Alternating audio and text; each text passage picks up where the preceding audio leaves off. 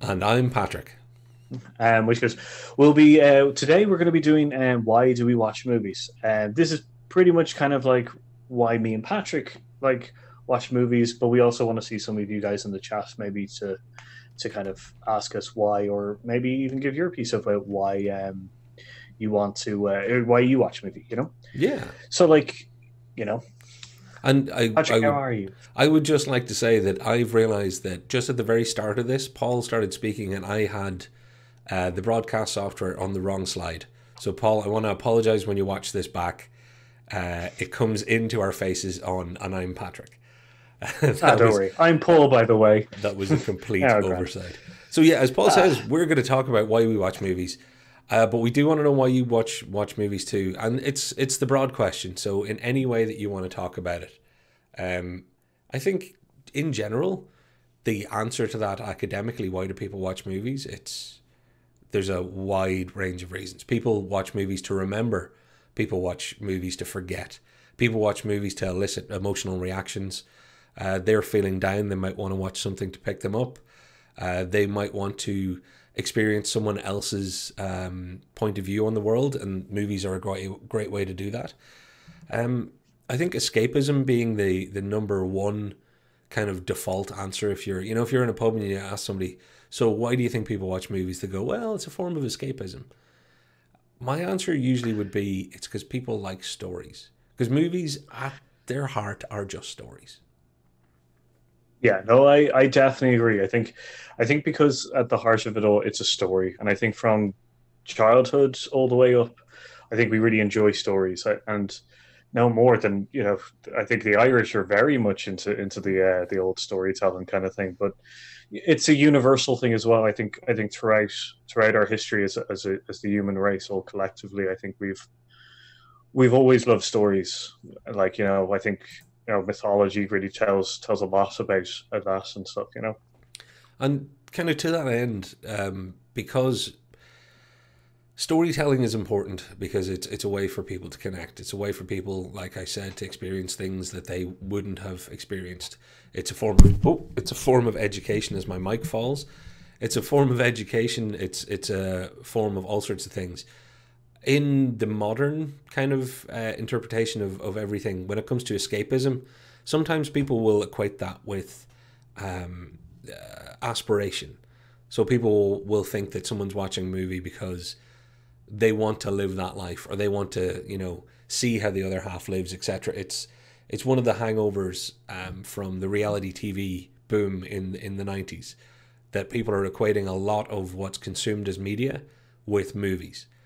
I would like to be the prickly son bitch that's going to go, let's not throw movies in with everything else. Because they're very, very specifically a different thing to me. It's different than a TV show, less so different than a TV show. It's very different to something like this, a YouTube video, and it's absolutely the other end of the world from reality TV, let's say.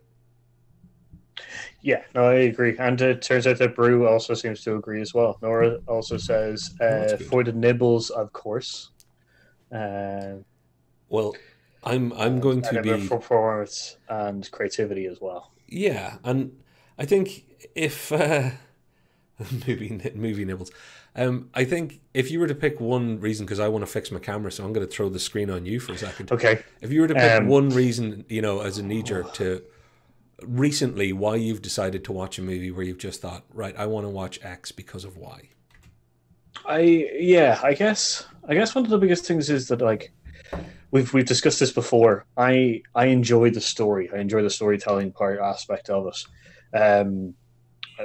But I guess it would be to the emotional reaction of stuff. Like I was feeling down the other day and stuff like that, and I decided to watch Iron Man, the first Iron Man, and it's one of those films that really picks me up.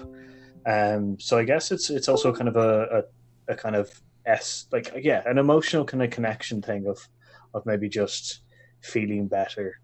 Like there's movies out there that I specifically watch to maybe get more education on a subject or something like that. But for the most part, it's the emotional connection of a movie. Like I like I like feeling there's a part of me in a character so that I can relate to that, to the things that are happening and stuff like that. And it's nice. It's nice. And So it's funny you should mention that, because that's one of those things and we've had this discussion before, where there's two schools of thought on that, and there's also two approaches I take to it. When people say, well, if you don't have somebody in the movie that you can identify with, you're never going to connect with the story. I disagree with that fundamentally, because I think, yes, that can be very, very powerful, and sometimes, like you say, that's what you're looking for, or that's what's going to help you connect. I quite often have found myself watching movies that I think they're fantastic works of art, where I cannot in any way connect with any of the characters, and that in itself is the intriguing thing about the movie, or that is why I know that I'm not represented there. It's not something that I have to feel as me, but that I can get into the story and into the plot, the scenario, the situation, be it the fantasy or the fiction, and go along with those people to say, I am now on that particular adventure or in that particular harrowing situation, but not kind of, I identify with the lead, or I identify with, there's a relatable character. Even if you can't relate, if the story is intriguing or educational or harrowing or heartwarming, I think if it can elicit an emotion from you, that's all I need. yeah, like that's just, I think there's a lot of kind of emotional connection there. I think kind of, like, I don't want to out us, but I think as like writers, kind of like esque people, I think the storytelling aspect of us is very important to us, and to have that connection slowly develop throughout the movie and stuff is a kind of, I guess, such a great feeling when that happens. It's such a, like, it's so great. And as you said, it doesn't need to be a character specific that you connect to and you're able to follow. If the story itself elicits the emotional connection, it's I guess it's just, yeah. I don't. It's so weird, Well, isn't it? what I Like, can say is that one of the things you're leading me towards there, and this is the great thing, when I know what you're talking about, and it makes me think and feel about something else as well, and that's where movies are. It starts you off in one place and can bring you to another, and I think part of that for me is movies. There's empathy and sharing and community and commonality in movies. The idea that people can look to be represented or connect with something, sure, but they can also really look at it as a representation of culture, be it theirs or someone else's, so that they can travel without ever leaving the room. Walk a mile in someone else's shoes, maybe not exactly, but start to get start to be educate is maybe the wrong word, but start to have some sort of indication as to what that's like. And for film nerds, and this is where we get really annoying out there, everybody. I'm going to do the film nerd moment of, there's another level to watch every movie on. There's the story that's being told and the story that's being shown, but there's also the connection to, well, what is the filmmaker trying to say? And then the super nerdy part of, oh, look how the filmmaker is saying it. Look at the techniques they're using. Especially films, if you really enjoy a film and you watch it multiple times, and you start really focusing on you have the story, you have the three acts in your mind. You start looking at, oh, well, this is what motivated lighting changes there. And you start reading all of these emotional traits into just about everything. Whether or not the filmmaker did it on purpose, maybe sometimes they don't, and you've credited them with genius they don't have. But it's they're never one thing, and even if they are, they're never one thing for long. The most basic movie in the world, I can watch 3 times and get 3 different things out of it, even if I don't like it, because you'll always be able to either look at more story, more character, more technical mastery, more artistic mastery. It's like music, but just longer and with more moving pictures. That sounded really yeah. remedial. As I was saying out loud, I was like, Paul, stop me saying it's like music with pictures. No, like it is like because there's an interesting part. As I said, I like the Iron Man, the original Iron Man film. It's great and stuff like that. But there's a particular scene that I just am obsessed with, and It's the part where there's a news broadcast on television about the town being attacked by the 10 rings, and Tony Stark is fixing the Gauntlet's arm and stuff like that. That scene from when he chooses to choose to get suited up and head on is an amazing piece, because the news broadcaster is saying, like, these people have nowhere to go, and they have no idea who they can turn to. But as he says who they can turn to, Tony Stark looks into the window that reflects him, and it's just this moment of kind of like realization that this is what his friend in the cave told him to do. He's able to do something about this, and he should do it. He is a person that can step up, And that's So it. It's the unbelievable art of storytelling, and when people sat around a fire telling stories, they had to use what they had at hand, and that was quite literally their hands. So you had the ability to tell the story, change your accents, put on voices, do whatever you were going to do, and gesticulate. So that's just adding one more level. You gesticulate, you go, and then they went up the hill, whatever. Movies are just that times 1,000. It's just layer after layer of more tools to be able to tell a story. And importantly, movies are only ever good if they can tell a story well enough to drag you in. Maybe not put you in it, but at least put it in you. If you can have a film happen where it feels like you're immersed in it, or it's speaking to you or forcing you to think or feel. Quite often the best movies are ones that are forcing you to think and feel things you don't want to think or feel. And afterwards, you're grateful. Sounds like a little bit of a heady way of putting it, but you feel like you've gained something from watching them. Yeah, like because I can only think of using examples. The King's Speech. When watching that film, I hated Bertie, the King George, King.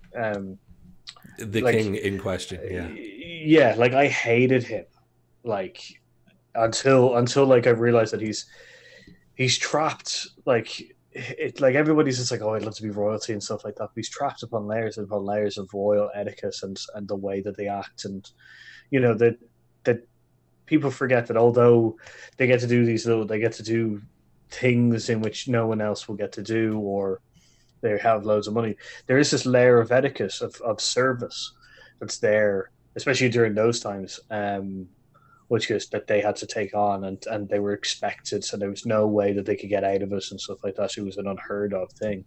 So he was a very kind of tragic, but I never thought about that. I just thought the royals were just just rich assholes, privileged. Yeah.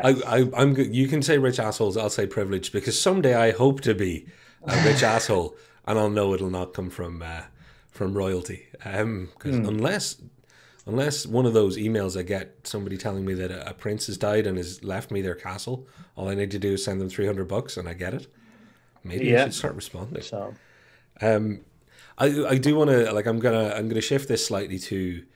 Okay, we've flirted towards the technical, and I already have. I see someone called out a nerd alert in the chat. Thanks. I don't think I want to necessarily bring it down to that level, because this is an emotional conversation. It should be an emotional conversation, because it's about the emotions that can be elicited by great movie making. I will say though, there's something that very few people will admit to as to why movies are so magic, and that is until after they've just spent money and they've seen a bad one. You take a chance with a movie. Right now you can watch a YouTube video for free, like this one. And if you are watching this one for free, feel free to hit like right now, because it'll help us. Maybe knock on a little subscribe or hit a bell, and comment down below. It all helps with the algorithm. But in all seriousness, there is so much on offer right now. The reason you'll end up spending good money and seeing a bad movie is because the magic of movies is, that when one is worth it, it's very much worth it. Why will you take the chance on something uncertain? How many times have we been burned this year alone by watching bad movies? Maybe more often than not. But when a good one comes along, the money you've spent is more than worth it. Yeah, no, I definitely agree. And actually getting to the point of yeah, you do take a chance. Like you take an educated chance as much as you can, and like if when it pays off well. Like it pays off in a very emotional connection or a very excited connection that you were entertained. Yeah, You know, like that's a part that we haven't really talked about is that the entertainment aspect of it. But we feel that I feel myself as the entertainment aspect is kind of the shallowest part of a movie kind of thing. Like it's good that it's entertained you, but a lot of things can entertain you. Like a bad movie can entertain you in the sense that it's a bad movie, that's true. but there is a deeper layer of connection or kind of things. I'm like when I say shallow, I don't mean people who just get entertained by movies are shallow people. That's not what I'm saying. I'm just saying for a movie, the Just minimum checking the thing that comments. it should do. Yeah, yeah. Yeah, He's calling it shallow. No, the minimum thing of what a movie should do is entertain you. yeah. You know, it should be able to keep you in your seat watching it for the 2 hours or that so, like that's the ground at floor. Yeah, minimum. yeah. Yeah, like it's the what else it does, like Well, is what makes it deeper. we've and because we always have to link at least one video up above. We've talked about why you should go to the cinema and why cinema is still the way to see a movie. And hopefully, when cinemas reopen, we'll see people flooding back to them. It's the communal experience. So we forget that not just watching a movie on your own can help you find commonality and feel connected, maybe see yourself or see others. But going and seeing a movie with people can be, that's one of the other magic aspects of why do we watch movies. We watch them because then you can talk on YouTube with your friend Paul about it. That's a good reason. You can go and enjoy it with people. But I think before going down that route, I do want to call back to something you just said, and I'll give a little example. Here's a little anecdote, a little story. In 1997, I want to say 98. What year did Good Will Hunting come out? I think it's 97. I think yeah. Yeah, somewhere around there. As Good as It Gets, Good Will Hunting, and a film called Shine came out all around the same time. And I happen to love all three movies for very different reasons. But Shine is sticks with me and will always stick with me for two reasons. It's an amazing movie when you watch it. I've talked about it on the channel before. It's one of my favorite movies. It's about a concert pianist, child prodigy. It's about their life and them having a mental breakdown and living with mental difficulties for the rest of their lives. But the way I got to see it was because I went to see something else. So talking about taking that chance on a movie, I had no idea what Shine was when I walked in because I'd gone to see another movie that was fully sold out, and I was like, right, I'm at the cinema. I want to go and see a movie because I could see and smell popcorn. I hadn't had dinner. I'm like, this is happening. This is happening. So I was like, what else is on right now? Shine. And there's loads of tickets for it because it's about a pianist, and there weren't that many people in my area going to it at the time. I went, I cried. I still cry every time I see it. But what happened was one of those great moments where I didn't just learn something about somebody else. I learned an awful lot about myself. And this is where everybody can comment how I'm a big Egypt for saying this. But I did genuinely learn about some hang-ups I had, about some relationship issues I had in my own life. The film took me on a journey, and by me looking at somebody else, I spent an awful lot of that movie working out things about myself. And that's why every time I watch it, I think about the progress I've made in my own life. So I see it every kind of 5 or 6 years. Um, and you should all see it too. If you don't see yourself in it, don't worry. It's still a great movie. I'm I'm definitely gonna look like watch it now. That's a great recommendation. Yeah. Which is there's some comments Oh, just I want please to pick do. out because Yes. Brew says that we watch comedies we want to laugh and why we watch horror movies we want to be scared. Like yeah, that's there is an element of emotional kind of like departmentalization of films in the sense that romance we want like romantic comedies we want to be romanticized and also laugh and kind of have this kind of like little piece of that and horror movies and comedies are the same we want to have a little bit of element of scared you want to feel that fear like as part of us and stuff like that those films specifically to do that because like I have like what is it? Quiet Place is probably the best example currently, in the sense of being terrified, and it does it in such a new and such a fascinating way. Um, which goes like it yeah, that emotion you go to feel is such a nice payoff, because horror movies don't nowadays. Horror movies, it finds it very hard to. You realize, like, you feel that way. Horror, Well, it's hard. no, I do agree, and I didn't want to chime in because you're like we have our lanes, so to speak. And when it comes to horror and stuff, I stand behind you. I'm like, Paul, you go first. You're the one that knows. But no, I definitely agree with your sentiment. I think that is much. It's a much rarer beast to find a horror that has that now. I definitely agree with you on that. Yeah, Sorry, what? like just that whole, like, yeah, just having those movies, because like I don't go when I go to action movie, I don't want to feel fear, or like I get a little bit of sense of excitement and kind of thrill about these stunts and stuff like that. But I go through a horror movie for entertainment, and I also go for the possibility of a surprise of a great story, But there's an element of movies that are there. There's a department there that are like thriller and drama do not tell you exactly what those things will do. Yeah. Like drama can be as thrilling as a genre thriller movie. Like it's just the way that it is. Yeah. Like, I find certain genres are just not well placed. Well, thing is, I think if you find it's some genres just I think have less of the cream. There's less of the top. Like the best of the best in anything, the best action movies, you will be scared, you will be tense, you will be whatever. It's just it does take the best of them. But I think in general that for some genres it's just that much narrower that there's 2% that will punch that far above their weight. Whereas, like you say, there are other genres where you're expecting better movies quite often. Now, I do want to take one moment and throw it over to the comments because we've had quite a bit here, and there's one great comment here that says, back in the day, some friends of mine took a chance on a movie based just on the title. Looked out on it being great, and as it turns out, it's also one of my top kind of 20 movies of all time. Kiss Kiss Bang Bang was that movie. Downey Jr. and Val Kilmer probably at their best, I think, in a lot of ways. Together they're great. They're great, kind of like, because I think that was also probably in one of the high times when, like, Robbie Downey Jr. was, not on the comeback. I don't think so. I think he was in the miss. I think it was just after probably The Troubles. It was. It was a bit of a rehab movie for them both, to be fair.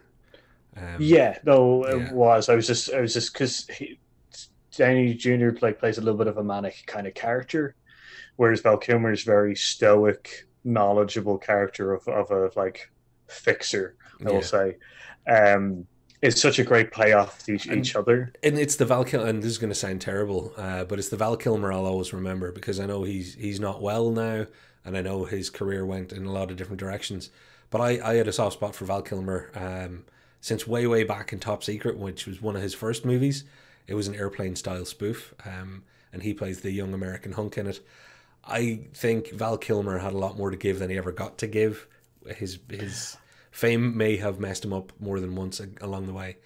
But for me, when I think Val Kilmer, I think Kiss Kiss Bang Bang. Suitably suave, brilliantly dry, and just an all-round dude. So thanks for that. Kiss Kiss Bang Bang is not one I was thinking I would be thinking of right now, but now I can't get it out of my head, so I wonder what I'm going to watch tonight. The other comments here, though, there is a great question posed.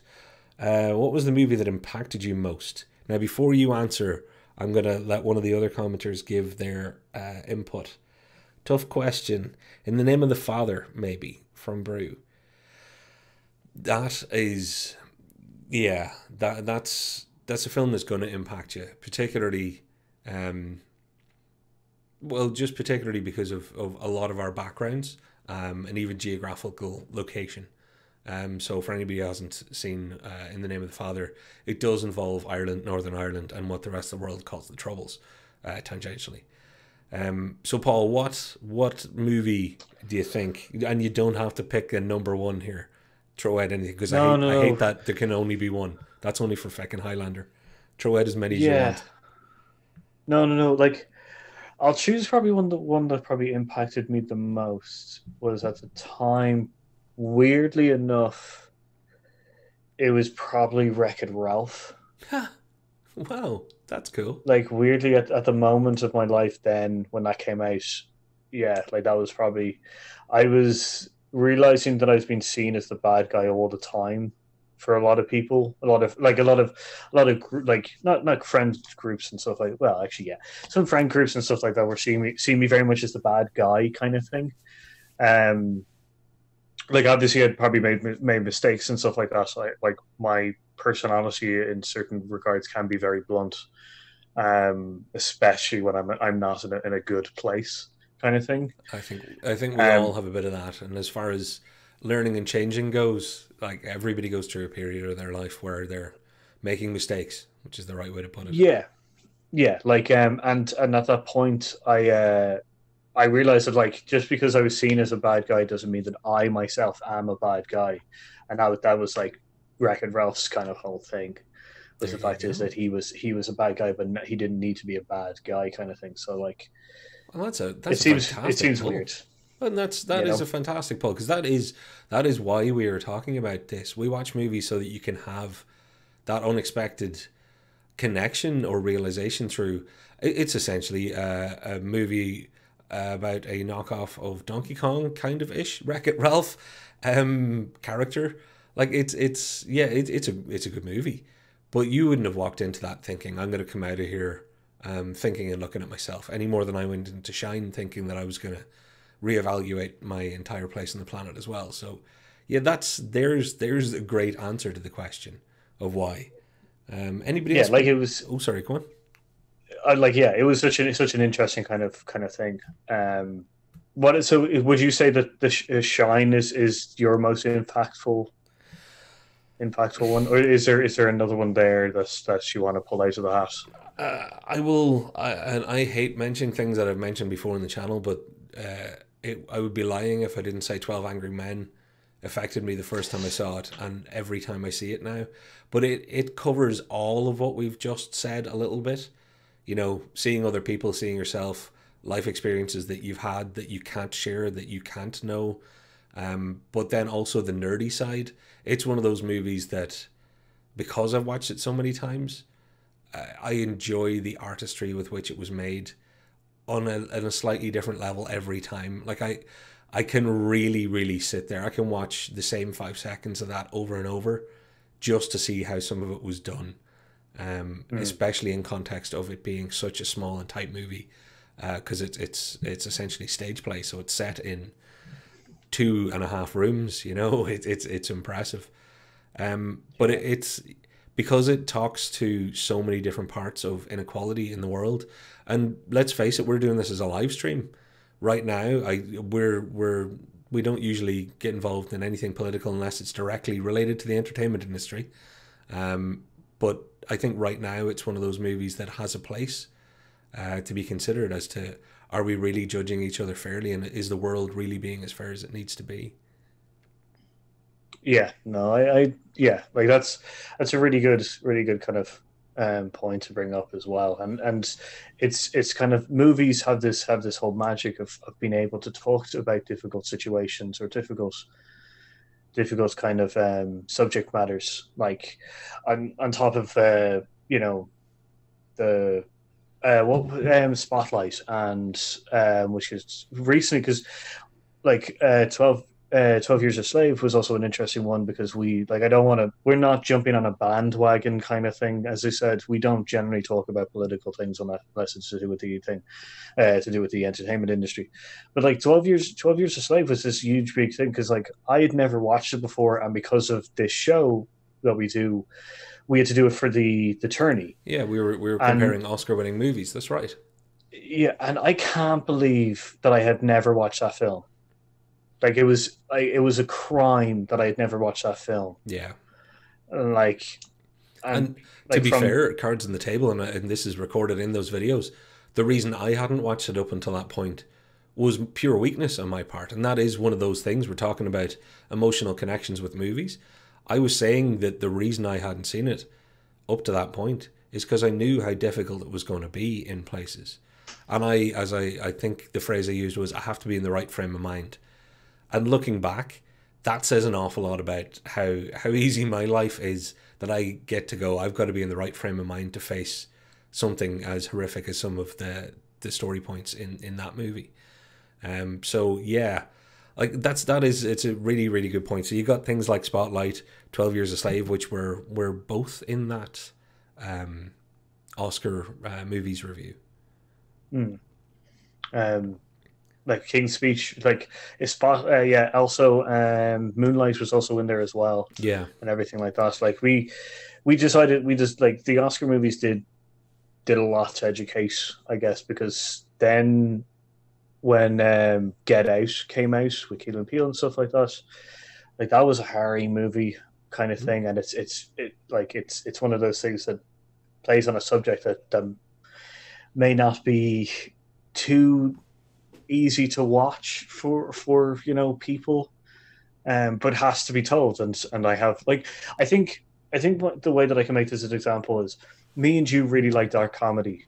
yes, we like Bill Burr, and we like comedians, like we like Dave Chappelle, and a lot of comedians who decide to take a difficult subject face on. yes, and I think that we believe that needs to be done consistently, especially in our current society. yes, And I think movies do the same thing. I think they can take large stories that are span over years, or decades or whatever, and kind of help us understand them. Because there's Dark Water now as well, with once again Mark Ruffalo talking about the poisoning of essentially everybody.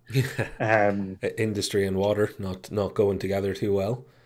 So there's an element of storytelling there that, we may not be able to continue, we not be able to face head on if it wasn't in film story. Yeah, that's a privileged thing in itself, but but think about the atrocities. The power of movies. It is exactly the power of movies. It's the ability to use entertainment to tell stories, but also tell important stories and make sure important things are known, which is why I'm going to pull it back to the comments, because two of the other movies mentioned here are Up and Life is Beautiful. Up is obviously something that makes you feel, unless you are dead inside, if you don't watch the start of Up and cry, I've said this before, there's something wrong. Because and that's broken. That makes you deal with your own fear of loss and all sorts of things. It's animation. It's an animated injection of empathy, unfortunately, because it just makes you feel for the character. But then Life is Beautiful, dealing with the world's most famous, or at least talked about atrocity, the Second World War. So. Movies are important to get stories in front of people, and like you say, sometimes there's stories that people don't want to necessarily hear, or wouldn't hear if it wasn't done through the medium of entertainment. Again, much like music, I will give music credit on that front. That's the precursor to telling awkward stories through an entertainment medium before movies. People were putting their stories into song to get them in under the radar, and then movies are just the natural progression. Yeah, I definitely agree. So here's the thing. Would you say that movies are weirdly our next evolution of essentially the cave painting things? Do you think that eventually these will be seen as not historical facts, but as historical, these are versions of mythological?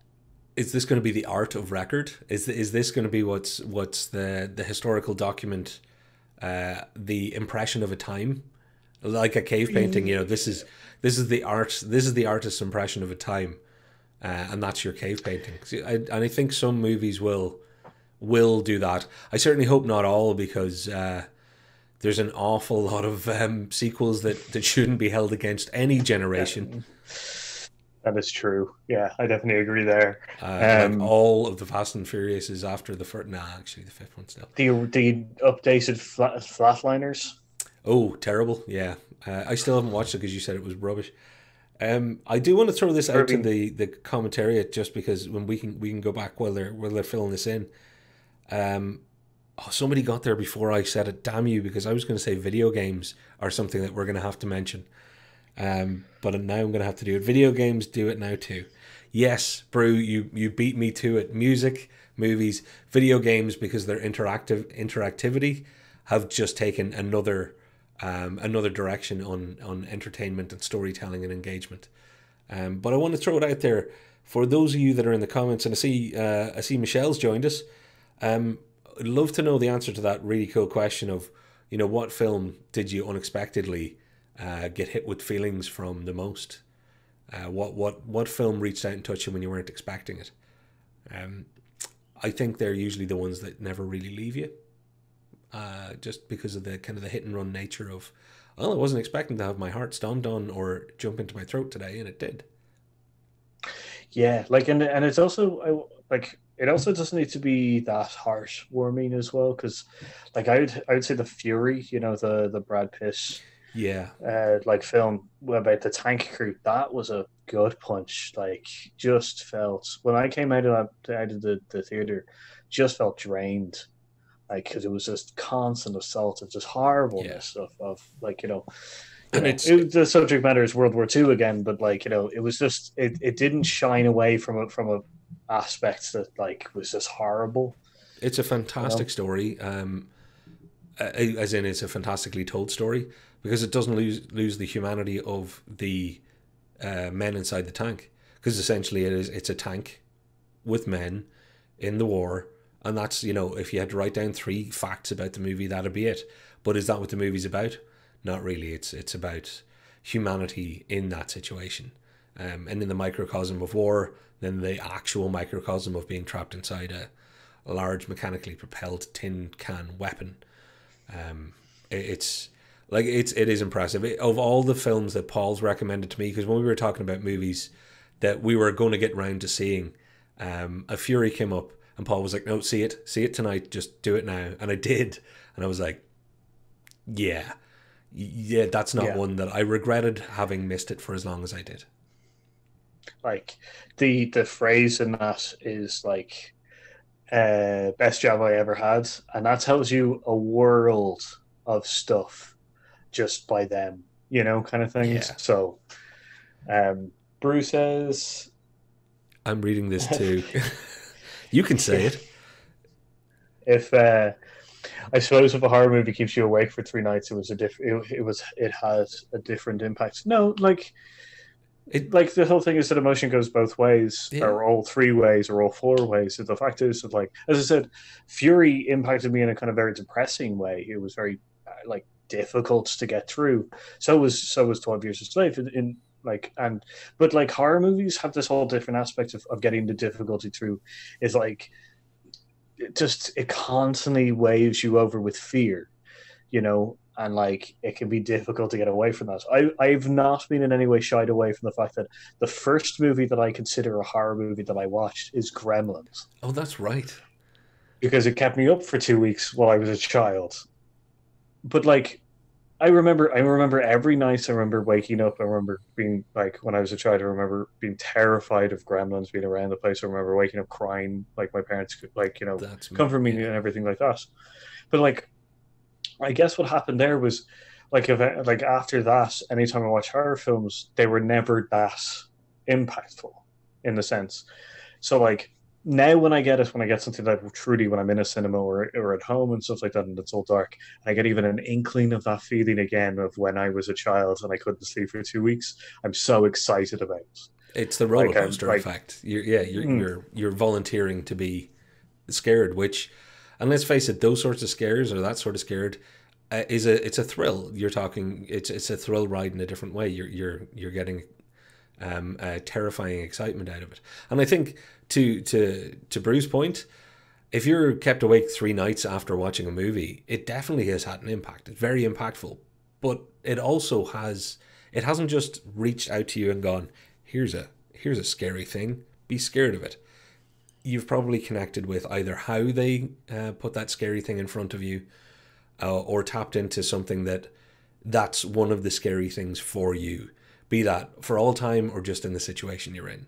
I know that Salem's Lot, again, talked about it on the channel before, changed my life, literally changed my life forever. Grew up right beside the sea, beautiful sea right outside my window, could hear waves, luckiest man alive, until I saw Salem's Lot as a child with my brother, and the kid tapping at the window, let me in, let me in.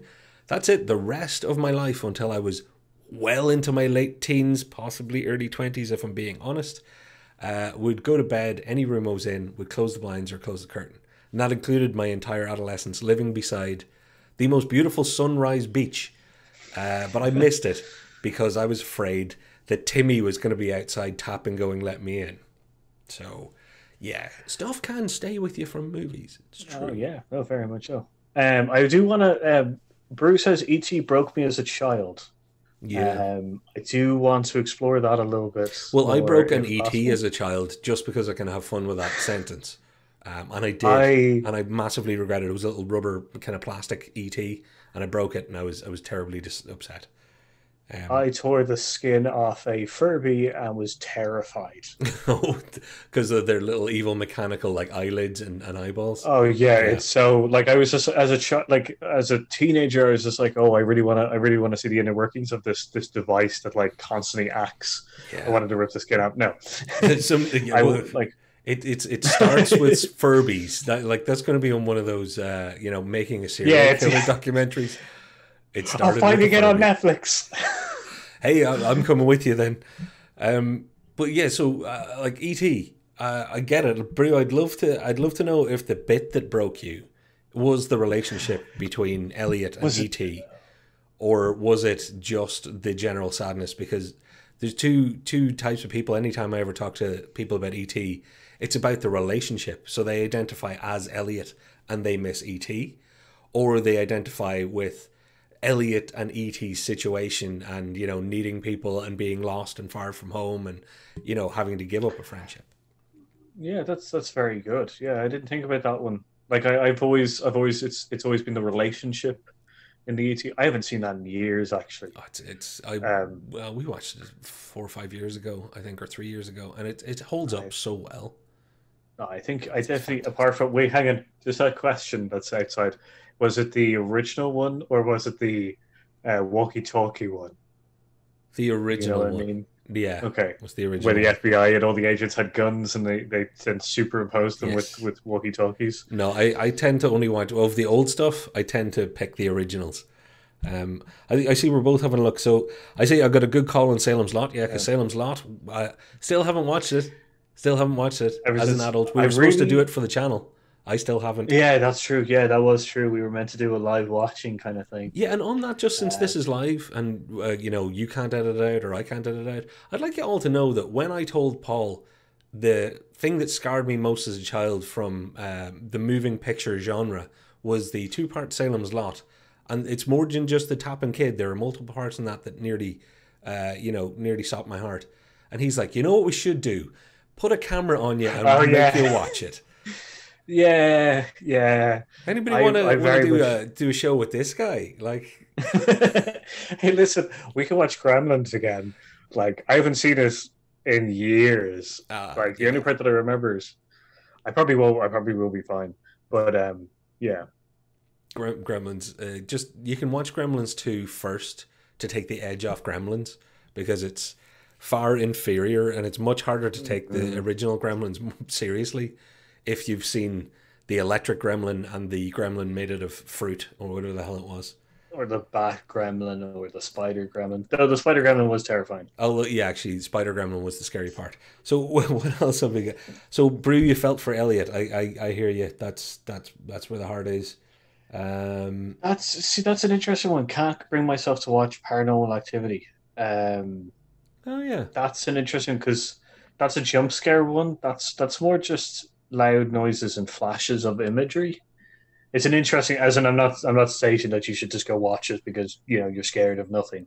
I'm just saying it's an interesting one because that goes down to kind of a deeper level of kind of primordial fear, in the sense Yeah. that it's a sudden loud noise or a sudden image and stuff like that that I gets you think the there. genius of the found footage genre, and particularly because like Blair Witch, let's face it, that's the famous start. But not everybody has gone camping in the woods. But Paranormal Activity did it in your house. And with the advent of security cameras and all the rest, the amount of people who've watched Paranormal Activity and can kind of recognize one angle of, oh, that's the way my bedroom door looks like on the nanny cam or our security cam or whatever.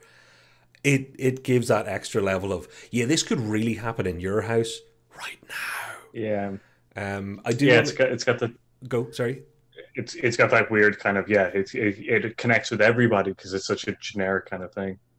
I Um, I want to throw in because Michelle called out Terrahawks, and nobody online or on this call should remember Terrahawks other than me and her at this stage. I'd say it was Super Mario Nation. It was from the Gary Anderson kind of Thunderbirds era. But it was weird and creepy, and there was a lady called Zelda, and instead of having a I'm look. puppet for her, they did a latex mask. Um, Oh, I'll tell you why? what. While you're talking about something else, I'll find a picture of her. So I'll throw you up on screen in a minute. But yeah, the just so you know, Michelle, I was also terrified of Zelda from Terrahawks. Even though that show was on at like 4 o'clock in the day after school, and it was bright outside, she was just evil enough and kind of looked a little bit like an old lady that lived up the road from me. Who, if any of her family are watching, I'm really sorry about saying that about your granny. She was a lovely lady. She just looked scary as shit. I had a quick look at the imagery for Terrahawks. The only thing I remember is that ball robot. That's the only thing I remember. That was, Like, because I immediately saw him and I was just like, I remember that thing. And I don't know yeah, why. But then again, I was one of those kids who consumed as much as I could of everything and anything. Like, there's yeah. tons of stuff. Ulysses, like Oh, Ulysses yes. 34, 69, 27, 20, 60. 30, yeah, I Yes, can't remember what the numbers were. like, yeah, Um, like that's like we've talked about the kind of introduction things and stuff like that, and I think we were surprised about the amount that both of us knew, in the sense that, like, oh, do you remember this? And it's just like, strangely do. Also, weirdly, I still on occasion just burst into the Ulysses song. I think it was Brian May scored the guitar on it, but it was like Ulysses. Something Yeah, about that. If I'm doing a certain motion, I think a physical motion brings that song to my head. On I screen looked now at for everybody at home, you can see Zelda too. That's one scary bit of puppetry. Really, really creepy. Really creepy. it's terrifying. Um, right. Will you check the comments for anybody else? Because I have to It's kind of mostly lean just out of frame to check the comments. it's Unfortunately. it's mostly just Bruce saying that Gremlins is a Christmas tradition for me, which is great. Thanks for constantly like bringing up my every Well, Christmas you can now message me going like, gonna watch the most scariest film you've ever seen. yeah. To be fair, and Uh, Paul, I wouldn't pick on you for being scared because you're a child, and look, different stuff scares people. But I gotta say, when you said Gremlins to me, I immediately kind of went, I completely see it because of the scary bits, but because there's so many cute bits, I was like, it offset it for me. I was definitely mhm. scared of parts of Gremlins, so I completely get it. I think I was just lucky enough that I had been transfixed by Gizmo before Stripe showed up and caused all of the havoc. So yeah, Mm. there, but Because for one Gizmo go I, it could have been me just as scared as you. it's the Christmas tree moment. I think it's the moment that I got the most scared, when it's hiding in the Christmas tree and then grabs him as he walks by. Did you have a cat in your house as a child?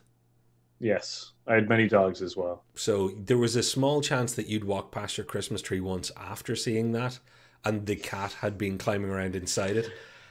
Because I do remember having the absolute crap scared out of me in my cousin's house, walking past their Christmas tree, and the fecking cat was in it, and it was very Gremlins esque, very very Gremlins esque. So, I definitely think that there was probably a moment in which the cat did like emerge from under the Christmas tree that scared the crap out of me.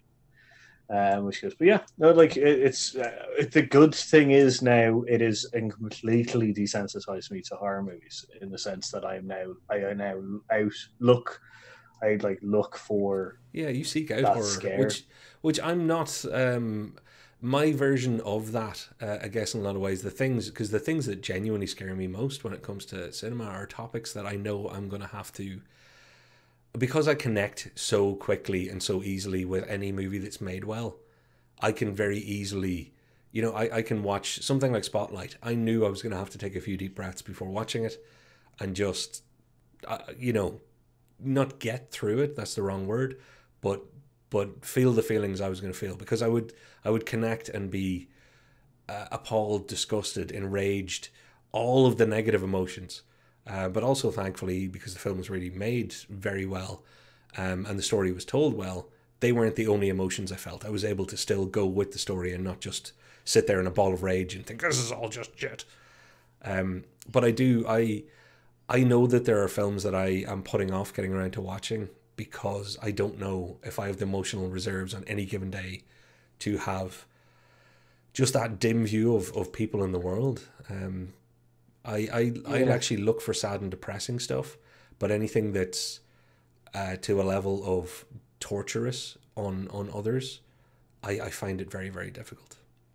No, I get your kind of like yeah. I don't the horror movies that I kind of more go for nowadays, like because I used to go for a lot of gore movies and stuff like that, just because they were fun. But the ones that I'm more now are more atmospheric. You Mm. know, it's I hate seeing a bad guy or I hate seeing a monster like too soon or like it's always the unknown that makes it so good. Yeah. You know, like there's a film called Lights Out, which is about essentially a kind of spirit that lives in shadows. So the only thing you ever see of her for ages is just the silhouette.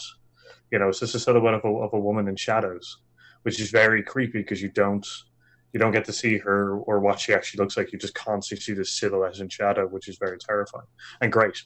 You know, And great. so And that is one of the few times where you can go, it's terrifying and great. But yeah, that's yeah. the art of it all. And I guess because we're heading towards time, but I guess one of the things to pick up the other end of the spectrum, because we talked a little bit about comedy and the like. I Mm, think there's an awful lot to be said for the ability, and this is going to sound very vacuous of me, but the ability to turn off your mind. Certain movies, like I call them popcorn movies, but sometimes hmm I just don't want to think about whatever I'm thinking about, or I need something to distract me. Sometimes I need a distraction that I don't even have to engage with. I don't want to watch a mm. really good movie that'll capture me so my mind is, all the crap that's in my head is driven out.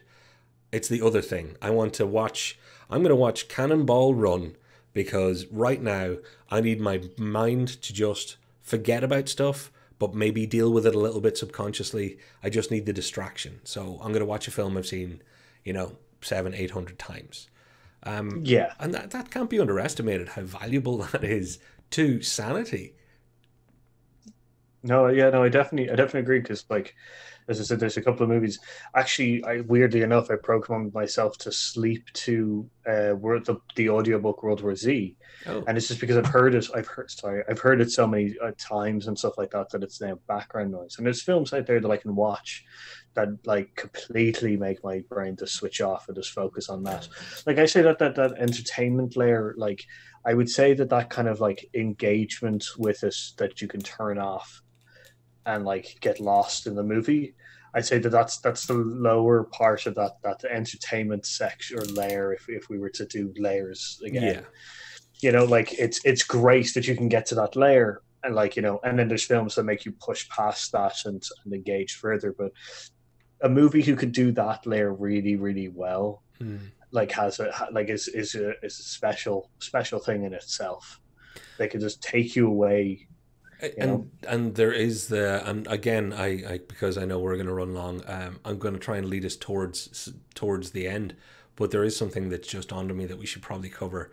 Why do we watch movies, and why do people in general watch movies? But sometimes it's, why do you watch that movie? There is a nostalgia aspect to why some movies are watched and rewatched. I can't leave the house if Back to the Future comes on. I'm screwed because I'm like, oh, You Is know, it the I first own one? copies of yeah, very much so. If I want to watch Back to the Future at any given time of day or night, I have about 7 different ways to do it. But if it's on TV, or if The Goonies is on TV, or if some of the classics like that are on TV, there's something about them appearing without me summoning them that sends me back to a time. It's there, it is. That's the thing. And look, it's on right now, and I should be part of this. I don't get why that's different than me just deciding to put on the DVD of Ghostbusters or, click it on Netflix. But yeah, there's an emotional connection that transcends the rational. I think sometimes there's a nostalgic connection, or they just make up part of who you were, maybe who you are. Bring you back to a time to a time that it was very special to you, or as you said, like it's just a nostalgia thing. I definitely do agree there that there is ones there that like just there's no kind of. I think it's just that the nostalgia is trying to recapture that magic of when you saw us at first and stuff, and was filled with wonder and everything like that. Like the first time I saw probably Hook with like just Justin Hoffman and Robin Williams was just amazing. Like all the story and stuff there, and like, and now anytime that comes on, I am very much the same. I'm very much like I gotta watch it. Yeah. Back to the Future is definitely one of those ones. I find that the third one now is the one that gets me more. It's constantly gets me more attached, Oh. and like as in it's. I've watched the first two a lot, and then the third one is kind of not. I don't see it as much. Yeah. So like every time it's on, I'm just like, oh, I gotta watch it. Weirdly, they're all Kind of special to me for very different reasons, and we should probably do an episode just about what the Back to the Future trilogy represents, because all 3 of those movies are great. I don't know if Brew had said this before I mentioned movies that you couldn't leave, but he's just mentioned Jaws, and he said he watched it over the weekend. That is absolutely one of my movies, and this. We've had this conversation till you're sick of listening to me, but it is ridiculous how late I will be for something. Like I've literally gone to be meeting people, and Jaws has been on, and I've gone, oh god, there's actually 45 minutes left. I have about a half an hour to get to them. I'm going to be about an hour and a half late. I better tell people that, sorry, I'm going to be late. Something came up. Something came up, by the way. Probably means Jaws was on TV. If I ever text any of you out there going, something came up, check the TV listings to see if Jaws was on. Because I can't walk away from it. It's just too good. Wait a minute. No. Yeah. We've missed entire recordings. If Jaws is on next week at 8:00, there is no live stream. So, I have a question that's outside this, and I think that'll be very good to probably go into next week as well because we'll be the furthest away. Have you gotten to watch Space Force? Yes, I watched all of Space Force, and I loved it. Great. Did you watch the whole lot? I watched the whole lot, and I found it very interesting. So I think. Do you think we're going to talk about it next week? Because I want to throw it out and see if anybody wants to come back around. So do you think we'll be discussing Space Force at some stage? I'm wondering. Maybe we will. Maybe we won't. We won't announce it here. We'll announce it. We'll discuss it and stuff like that. But I was just wondering. Yeah, well, maybe drop a few comments down below. Anybody who would come back around to hear some stuff next week about Space Force. If you haven't watched it, it's on Netflix. If you have Netflix, most people do. It's half-hour episodes, essentially. Yeah, pretty much. That, give or take a few minutes. Yeah. So you'll mill through it really quickly. That's one of the other things. All told, it's like 5 hours of TV, which is really only 2 movies. I milled through it pretty quickly as well. So yeah, cool. Yeah, and that calls back to last week where we were bigging up how good we were hoping Space Force would be. And John Malkovich did not disappoint. I will agree there. Okay, we are going to have more discussion about it. I can tell Paul's being cagey because he's like, I have things to say, but I'm not burning it live. And I agree, Paul. Keep it dry. If anyone hasn't, I know that MH there said that they haven't heard of it. Space Force is a Netflix kind of original, based on a certain president creating or trying to militarize space with his Space Force. It's a comedy. It's very good. Yeah, Steve Carell and the guy behind making The American Office good and successful. Also, just a little shout out. I am watching a show called Upload, which is made also by Greg Davis, and it's got some of the same cast. Actually, you'll recognize a few people from Space Force in it.